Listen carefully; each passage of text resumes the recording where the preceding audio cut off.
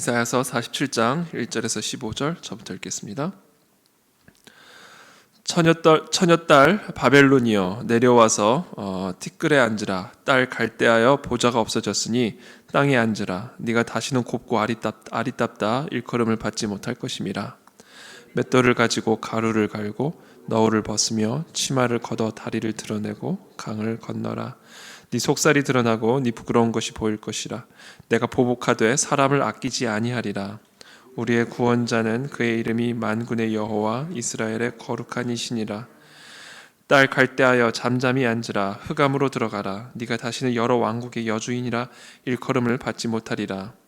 전에 내가 내 백성에게 노하여 내 기업을 욕되게 하여 그들을 네 손에 넘겨주었거늘 네가 그들을 긍휼히 여기지 아니하고 늙은이에게 네 멍에를 심히 무겁게 메우며 말하기를 내가 영영이 여주인이 되리라 하고 이 일을 네 마음에 두지도 아니하며 그들의 종말도 생각하지 아니하였도다.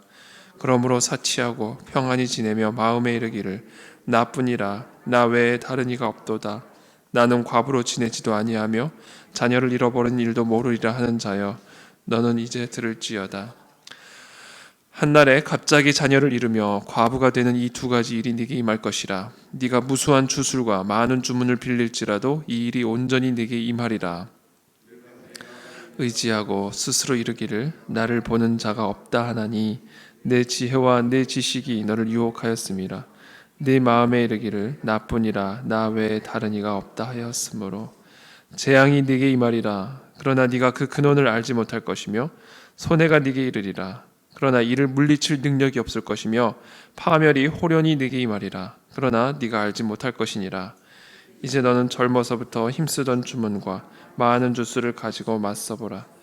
혹시 유익을 얻을 수 있을는지 혹시 놀라게 할 수 있을는지 네가 많은 계략으로 말미암아 피곤하게 되었도다. 하늘을 살피는 자와 별을 보는 자와 초하룻날에 예고하는 자들에게 일어나 네게 임할 그 일에서 너를 구원하게 하여 보라.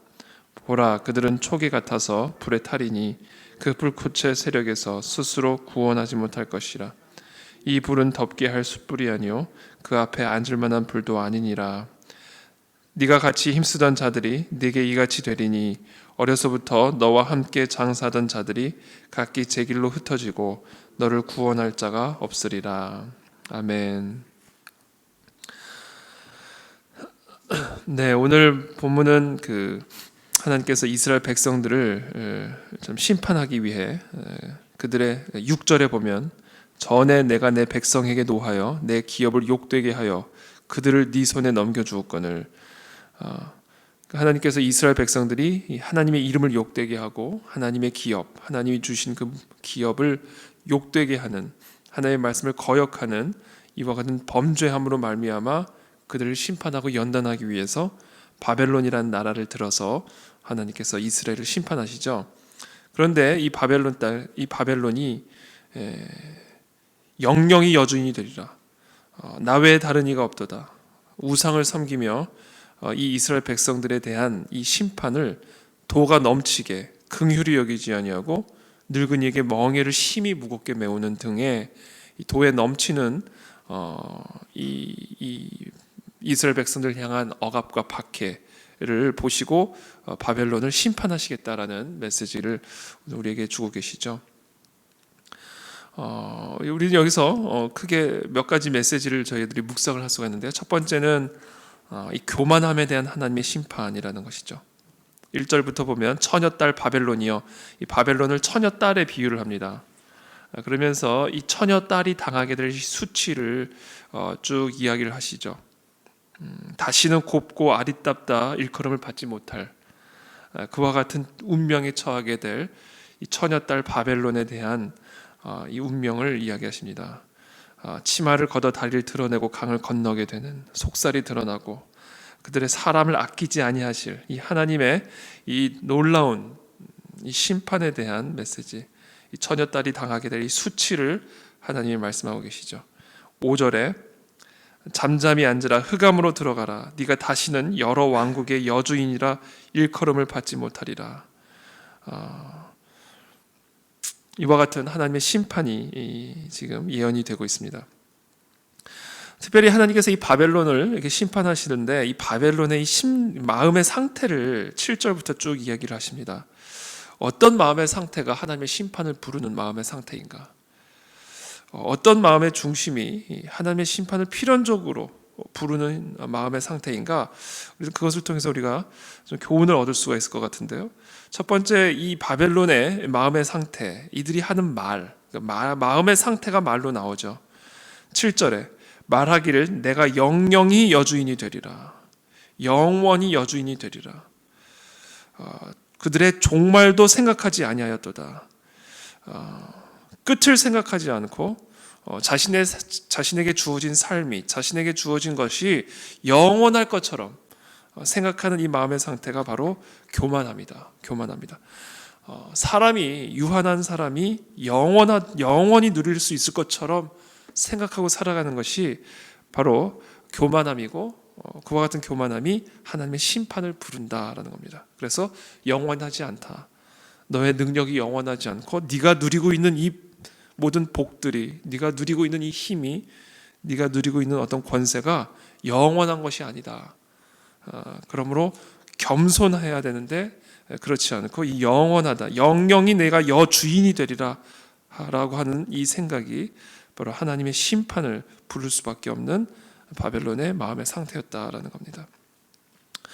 또 다른 마음의 상태가 있는데 나 외에 다른 이가 없도다라는 마음의 상태입니다. 8절에 사치하고 평안히 지내며 마음에 이르기를 나뿐이라 나 외에 다른 이가 없도다. 다른 권위가 없다라는 이야기죠.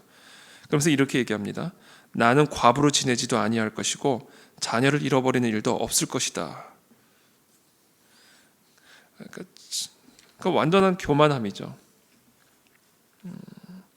이와 같은 교만한 자들에 대한 하나님의 심판을 이야기를 합니다. 저도 마음속에 이런 생각들이 우리 안에 이런 생각들이 사실은 이렇게 올라올 때가 있습니다. 나한테는 저런 일이 없을 것이야. 나한테는 저런 어려움이 나한테는 일어나지 않을 거야. 이런 마음이 이렇게 쑥 들어올 때가 있죠. 이런 것들이 사실은 사단이 주는 교만함입니다. 마치 내가 내 삶을 컨트롤하고 있는 것처럼, 내가 내 삶을 나를 이렇게 컨트롤할 수 있는 것과 같은 이런 교만함. 이 교만함이 우리 안에 들어올 때 하나님은 우리에게 강력한 심판과 연단으로 너 외에 다른 이가 있다라는 것, 너는 영영한 존재가 아니라 영원한 존재가 아니라 유한한 존재라는 것을 우리를 가운데 깨우쳐 주시죠. 그래서 9절에 이렇게 이야기하십니다. 한날에 갑자기 자녀를 잃으며 과부가 되는 이 두 가지 일이 네게 임할 것이라. 네가 무수한 주술과 많은 주문을 빌릴지라도 이 일이 온전히 내게 임하리라. 갑자기 자녀를 잃게 되고 갑자기 과부가 되는, 네가 절대로 일어나지 않을 거라고 생각했던 그 일이 너에게 한날에 갑자기 일어날 것이고, 그 일이 어디서부터 유래된 것인지조차 이해할 수 없을 만큼 네가 절대로 장담하고 보장했던 그 일이 너에게 일어나게 될 것이다 라고 이야기하고 계십니다. 11절에 재앙이 네게 임하리라. 그러나 네가 그 근원을 알지 못할 것이며 손해가 네게 이르리라. 그러나 이를 물리칠 능력이 없을 것이며 파멸이 호련히 네게 임하리라. 그러나 네가 알지 못하리라. 사실 이 바벨론의 이와 같은 교만함은 사실 자기 자신의 능력에도, 그 능력에 대한 신뢰, 자신감에도 있었겠지만 또 이들이 의지했던 우상에도 그 이유가 있었습니다. 무수한 주술과 많은 주문을, 많은 우상들을 섬기고 있는 이 바벨론이 그와 같은 우상을 숭배하는 것을 통해서 누리는 이 안정감과 그 안에서 누리는 이런 어떤 교만함이 결국은 하나님의 심판을 부르게 될 것이고, 와장창 완전히 그들의 확신과 그들의 교만함이 무너지는 그런 때가 온다라는 거죠. 저도 이런 비슷한 마음을 한번 제가 품었던 경험이 있는데, 이건 뭐 정말 조그마한 제 사례인데, 제가 처음에 이제 운전을 배우고 운전을 신나게 이제 운전을 하고 다닐 때였는데, 처음엔 너무 긴장을 하고 운전을 했는데 어느 날부터인가 너무 운전이 재미가 있고 자신감이 붙는 거예요. 그러면서 어떤 마음에 생각이 드냐면, 사고가 나는 사람들이 이해가 안 되는 거예요. 어떻게 이 운전을 가지고 사고를 내지? 이렇게 재밌고 즐거운 운전을 가지고 어떻게 그렇게 사고가 나고 뭐 차가 부셔지고 이런 일이 일어날까 참 참 이해할 수 없는 그런 마음이 제 안에 들어오더라고요. 제가 처음에 운전을 배울 때는 매일마다 기도하면서 운전을 했습니다. 매일마다. 그래서 아침마다 왜 두려우니까 막 옆에 버스가 오면 막 주님 이걸 어떻게 해야 되니까 막 벌벌 떨면서 하나님만 의지하면서 운전을 했었어요. 처음에 정말 운전을 배울 때는 그렇게 했습니다. 그래서 운전하면서 기도하고 기도하면서 운전하는 그런 마음의 자세로 운전을 했는데 어느 날부턴가 이렇게 운전에 자신감이 붙고 또 운전이 쉬워지기 시작하면서 사고가 나는 게 이해가 안 되는 거예요. 어떻게 이게 사고가 나지? 그렇던 어느 날 사고가 났어요. 유턴을 하는데 어떤 차가 그냥 와서 제 차를 갖다 받았습니다. 그냥 갖다 받아버렸어요. 그러니까 제가 운전을 잘해도 운전을 못하는 사람이 와서 갖다 받더라고요. 그 경험을 통해서 제가 그때 오늘 이 바벨론의 이 마음의 상태를 제가 느낄 수가 있어요. 제가 묵상을 하면서 그때 생각이 나는 거예요. 이게 제가 지금 운전에 제가 이제 비유를 들어 말씀을 드렸지만 사실 우리의 삶의 운전대를 우리가 쥐고 이렇게 운전을 하다가 모든 게 잘 되기 시작하면요. 왜 망하지? 이게 이해가 안 되는 거죠. 왜 저런 실수를 하지? 어떻게 저런 일이 일어나지? 이해가 안 되는. 그래서 처음에 내 인생의 운전대를 잡고 시작할 때는 뭐 결혼의 운전대든 사업의 운전대든 뭐 목회의 운전대든 정말 순간순간 주님만 의지하면서 정말 하나님 제 시선을 주장해 주시고 제 손을 주장해 주시고 하나님이 제 운전대를 잡아 주시고 이렇게 시작을 하는데 누구나 그러나 갑자기 사업이 잘 되기 시작하고 자녀들이 잘 되기 시작하고 교회가 막 부흥하기 시작하면 왜 안 되지 저 사람은? 이게 이해가 안 되는, 참 이게 화장실 들어갈 때랑 나올 때 다르다고 사람이 참 잘 되기 시작하고 힘을 갖게 될 때 누구나 이와 같은 바벨론의 이 마음의 상태를 가질 수가 있게 된다는 겁니다. 그래서 오늘 이 바벨론의 이와 같은 마음의 상태, 이와 같은 말은 사실은 어떻게 저런 말을 하지? 이런 생각을 하고 계시면 조심하셔야 돼요. 우리가 그렇게 생각을 할 수 있다라는 거고 그렇게 생각하고 있다라는 거죠. 어떻게 하나님 앞에서 이렇게 내가 영영이 주인이 될 거라고 얘기를 하지? 어떻게 나는 저런 일들이 나한테는 일어나지 않을 거라고 말을 하지? 바벨론을 이해할 수 없을지 모르지만 아니라는 거죠. 그게 우리고 얼마든지 우리가 그런 존재가 될 수 있다라는 겁니다. 그래서 저는 오늘 이 시간 우리 인생의 운전대를 다시 한번 주님께 내어드리고 특별히 여러분들에게 힘이 계속해서 주어지고 여러분들이 모든 범사에 형통하는 그런 순간 상황 속에서 우리가 항상 우리의 영혼을 깨워서 우리의 운전대를 다시 한번 주님께 맡겨드리는 그와 같은 겸손의 자리로 내려오게 되기를 축복합니다. 그럴 때 하나님 우리의 삶을 참으로 귀하게 놀랍게 열매를 맺는 그런 인생으로 바꾸어 주실 것으로 믿습니다.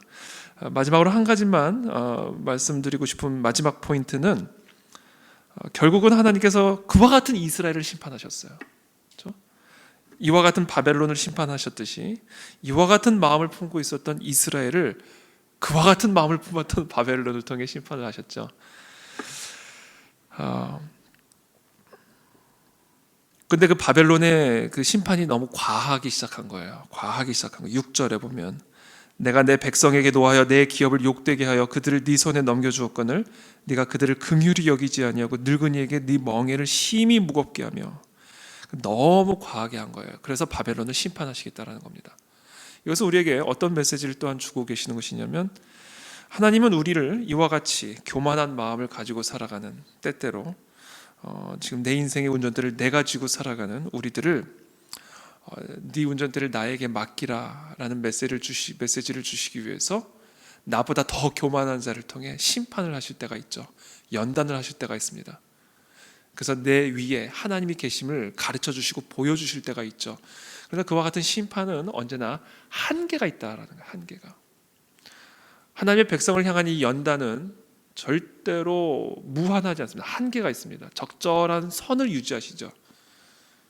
그래서 하나님은 이스라엘 백성을 심판하시되 이스라엘 백성을 심판의 목적은 진멸이 아니에요. 연단이지. 완전한 제거가 아닙니다. 정결케 하는 연단이지. 회복이지. 다시 그 교만한 마음을 겸손한 마음으로 낮추기 위한 것이지 아예 그 사람들을, 그 이스라엘 백성들을 뿌리 뽑기 위한 것이 아니었다라는 거죠. 근데 바벨론이 그 한계를 인정하지 않고 영영히 이들을 지배할 것처럼, 아주 영원히 이들을 진멸할 수 있을 것처럼 그 선을 넘어가자 하나님이 바벨론을 심판하시는 그 같은 메시지가 또 오늘 이 본문에 담겨져 있습니다. 그래서 우리의 삶에, 우리의 교만함으로 말미암은 어떤 하나님의 심판과 연단을 통과하고 있는 분들이 계신다면, 그 하나님의 심판과 연단은 영원히 지속되는 것이 아니다. 감당할 시험 외에는 우리에게 허락됨이 없다. 우리의 마음속에 하나님 이건 도저히 감당할 수가 없습니다 라고 생각할지 모르지만, 아니, 감당할 수 있기 때문에 허락하시는 거예요. 그리고 그것을 감당할 때 하나님은 우리에게 정금과 같은 그런 겸손하고 순전한 그런 마음으로 겸허하게 하나님 앞에 무릎을 꿇고 우리의 삶을 주관하시고 우리의 인생을 주관하시는 전능하시고 전능하신 여호와 하나님 앞에 붙어서 그분의 등에 엎혀서 살아가는 그 같은 복된 인생으로 우리를 만들어 주실 것이라고 믿습니다. 제가 기도하겠습니다. 주님 감사합니다. 오늘 이렇게 또 이 바벨론의 이 마음의 상태를 통해서 우리의 마음을 다시 한번 비춰주심으로 인해 감사합니다. 우리 인생의 운전대를 내가 쥐고 모든 것이 잘 될 것처럼 생각하고 내 힘과 능력을 의지하는 우리들의 이 교만한 모습들이 우리들 가운데 있다면 그것들을 다 주님 앞에 겸허하게 내려놓고 우리의 인생을 주관하시는 전능하신 주권자 되신 여호와 하나님 앞에 겸손하게 무릎을 꿇는 우리 모두가 될 수 있도록 이 새벽에 은혜를 베풀어 주시옵소서.